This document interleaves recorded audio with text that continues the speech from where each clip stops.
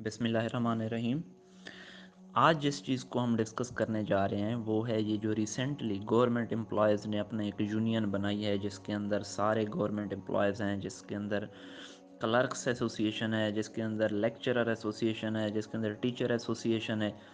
ये सारी एसोसिएशंस और डिफरेंट यूनियंस हैं जो पंजाब के अंदर, बाकी ओवरऑल कंट्रीज़ के अंदर, उनकी वजह से जो अलाइंस वजूद में आया है।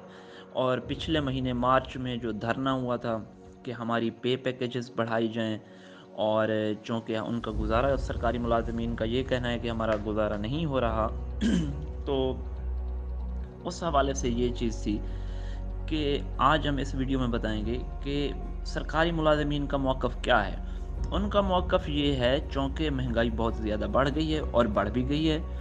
इसका अगर हम थोड़ा सा एनालिसिस देख लें तो इंटरनेशनल लेबर ऑर्गेनाइजेशन के व्यू पॉइंट के तहत कि शुगर के अंदर सिर्फ इन 2 सालों में 80% इजाफा हुआ है, और आटे के अंदर 70% इजाफा हुआ है कीमतों में, कुकिंग ऑयल की कीमतों में 68% इजाफा हुआ है, इलेक्ट्रिसिटी की कीमतों में 60% इजाफा हुआ है। ये वो बुनियादी चीज़ें हैं जिनकी बगैर कोई इंसान गुजारा नहीं कर सकता।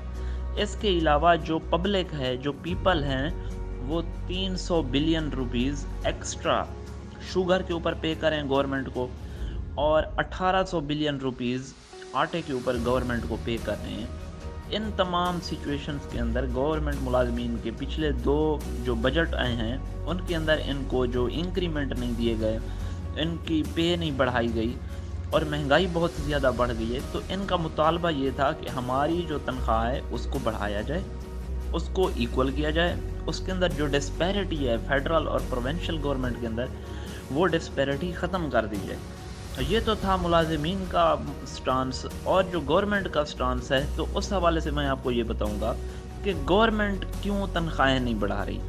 उसके अंदर सबसे पहली वजह तो कोरोना वायरस है।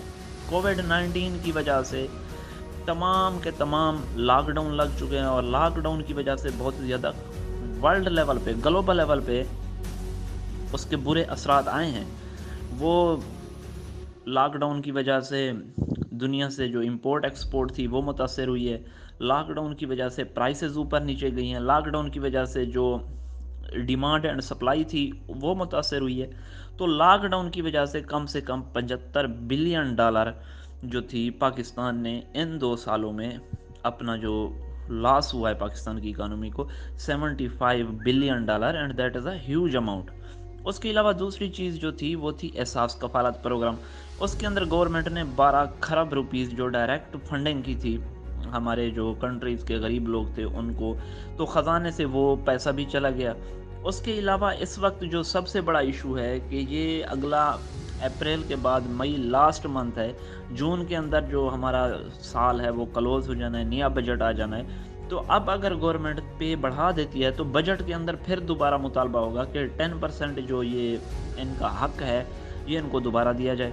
तो गवर्नमेंट चाहती है कि इसको डिले करके बजट तक ले जाएं, और बजट के अंदर हम इनको थोड़ा सा रिलीफ दे दें। इसका वो उस्मान बुज़दार ने भी कहा भी था कि गवर्नमेंट मुलाजमीन की परेशानियां हम समझते हैं, तो हम बजट के अंदर इनको थोड़ा बहुत रिलीफ देंगे। इसके अलावा जो अगला पॉइंट है वो है IMF की वजह से बहुत ज़्यादा प्रेशर है। IMF पाकिस्तानी इकानमी को बहुत ज़्यादा मॉनिटर कर रहा है। उस मॉनिटरिंग की वजह से वो ये चाह रहा है कि पाकिस्तान के ये जो गवर्नमेंट एम्प्लॉयज़ हैं उनकी तनख्वाहें ना बढ़ाई जाएँ, बल्कि टैक्स नेट बढ़ाया जाए, उनके ऊपर ज़्यादा टैक्स लगाए जाएँ, ज़्यादा रेवेन्यू इकट्ठा किया जाए। अगर इकानमी को पाकिस्तान ने मजबूत करना है तो गवर्नमेंट मुलाजमीन को कॉन्ट्रैक्ट पर रखा जाए, नई भर्तियाँ ना की जाएँ, और जो भर्तियाँ हो चुकी हैं इनकी जो पेंशन है वो ख़त्म कर दी जाए, और इनके पे पैकेजेस कम कर दिए जाएँ, बढ़ाए ना जाए।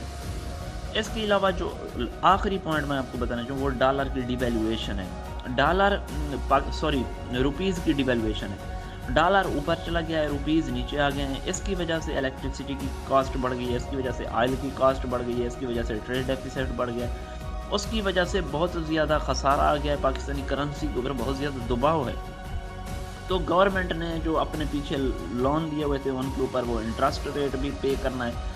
तो ऐसी सिचुएशन के अंदर गवर्नमेंट के हाथ एक तरफ से तो IMF के हाथों में हैं, वहाँ बंधे हुए हैं, दूसरी तरफ से पाकिस्तान की इकानमी डाउन हो रही है, तीसरी तरफ से डॉलर की वैल्यू जो है वो बहुत ज़्यादा गिरी है, 120 से 160 तक चला गया डॉलर। اس کے علاوہ لاک ڈاؤن دنیا میں لگے ہوئے ہیں، اکانومی کے اوپر بہت برا اثر پڑ رہا ہے۔ اس وجہ سے گورنمنٹ اس وقت ریلکٹنٹ ہے کہ وہ ملازمین کی تنخواہوں کو نہ بڑھائے، وہ اپنی مجبوریاں ہیں۔ لیکن ملازمین کی اپنی مجبوریاں ہیں، جب اتنے فیصد ہر چیز کی مہنگائی بڑھ گئی ہے، ان کی قیمتیں بڑھ گئی ہیں، ان کے اوپر جو سبسڈیز تھیں وہ ختم ہو گئی ہیں، تو ملازمین کا بھی بنیادی حق ہے اور گورنمنٹ بھی مجبور ہے۔ تو ایسی سچویشن میں درمیانہ راستہ نکال کر کچھ نہ کچھ ملازمین کو ریلیف گورنمنٹ کو دینا چاہیے، اور جو ڈیفرنٹ ڈپارٹمنٹس کے اندر ڈسپیرٹی ہے، فیڈرل پروونشل ڈپارٹمنٹس کے اندر، اس ڈسپیرٹی کو کم سے کم کیا جائے، کیونکہ اس کا ڈائریکٹ امپیکٹ سائیکالوجی پہ ہوتا ہے۔ اگر گورنمنٹ ملازمین کو سائیکولوجیکلی اس کی تنخواہ بڑھا دی جائے، اس کا ورلڈ بینک کی رپورٹ ہے اور اکنامک فورم کی رپورٹ ہے کہ اگر ملازمین کی تنخواہیں زیادہ ہوں، ان کے پے پیکیجز اچھے ہوں، وہ سیٹسفائیڈ ہوں، تو ان کی وہ جو پروگریس ہے، ان کی جو ڈیولپمنٹ ہے، ان کی جو گروتھ ہے وہ بڑھ جاتی ہے۔ اگر ان ملازمین کو، ان ٹیچرز کو اگر پے پیکیجز اچھے ملیں گے تو یہ کام زیادہ کریں گے اور زیادہ یکجہتی کے ساتھ، زیادہ دلی کے ساتھ یہ کام کریں گے۔ اس کام کے نتیجے میں جو آؤٹ پٹ آئے گی، جو ہماری آئندہ کی نسلیں پروان چڑھیں گی، تو وہ ایک اچھی اور بہتر نسل ہوگی اور وہ پاکستان کو بہت آگے لے جائے گی۔